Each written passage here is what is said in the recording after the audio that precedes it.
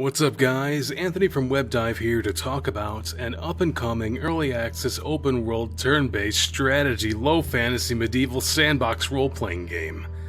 And if that is too many buzzwords for you, it's basically Mount and Blade plus Fire Emblem. Battle Brothers is a horribly addictive and punishing game being worked on by German indie developer Overhype Studios. As the highest ranking officer in your company when your commander's throat is slit by a notorious brigand, you find yourself thrust into the leadership role of a group of ragtag mercenaries. With whatever semblance of success your company once enjoyed gone, you and your handful of loyal companions must brave the open road in an uphill battle to regain your footing and beat back the forces of darkness. As you journey from quiet hamlets to bustling cities, you must recruit randomly generated companions who each have individual strengths, weaknesses, and backstories.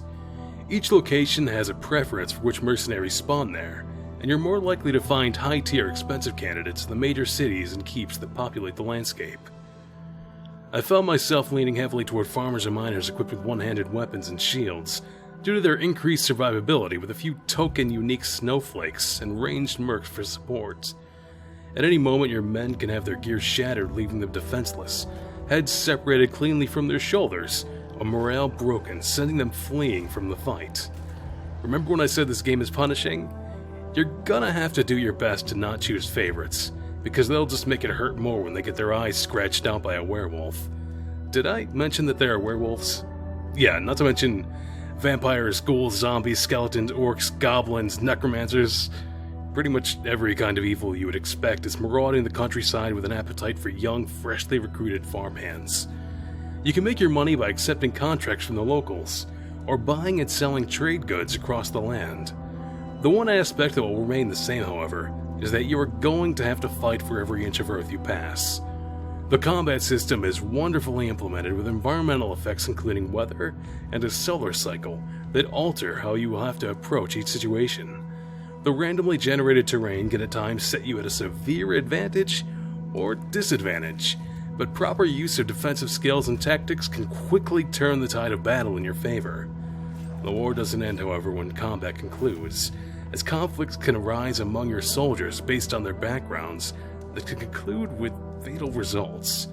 Most of the time you can appease your men with a few rounds at the local tavern, but I remember one problem child cultist that I just couldn't get to stop pissing people off, so I gave him the chance to prove the power of his faith by solo charging a wall of furious green-skinned berserkers.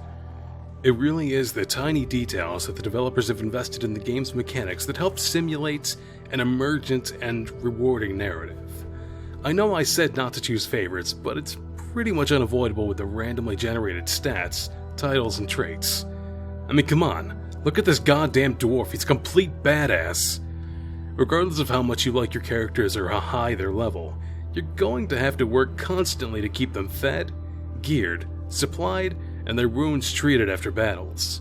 There's no amount of armor or defense that will render them reasonably safe against the enemies you face, as even the high-tier shields can be ripped from your merc's hands in one crushing blow from an orc's battle axe. It's because of this certainty that anything can go wrong at any moment that you value your hard-fought victories and enjoy a deep sense of satisfaction when you perfectly execute a strategy. Early access games are a dime a dozen on the Steam store these days, so if you're scared that the developers will abandon this game like so many other devs have done before them, be at ease. Hell, just a few days ago they actually released a sizable patch that completely overhauled the user interface from a Spartan black and gray to a more rustic and immersive wooden texture. The patch also introduced a reserve roster, where you can keep spare mercs on the back burner for when shit hits the fan, 4 new world events, new music, sounds, and bug fixes. There are certain games that, when played, you can really feel just how much the developers love and are invested in their project. I would easily count Battle Brothers among those titles, and I'm really looking forward to their finished product. Make no mistake, however, it is still an early access game, and as such, not 100% of features are yet released. If this really bothers you, then I suggest you wait before trying it out, as this gem is totally worth it. You can follow their regularly posted dev blogs in progress on their website, battlebrothersgame.com, or on their Twitter at Overhyped Studios. Well, that's all I've got for you today, guys. Thanks for watching, and if you enjoyed or found my rampant gushing helpful, make sure to slap the subscribe button and check out some of our other content. He basically tied a noose around his neck with the word guilty written on it and jumped off a chair. It quickly came to light that these assets were blatantly ripped off, while having only been slightly modified.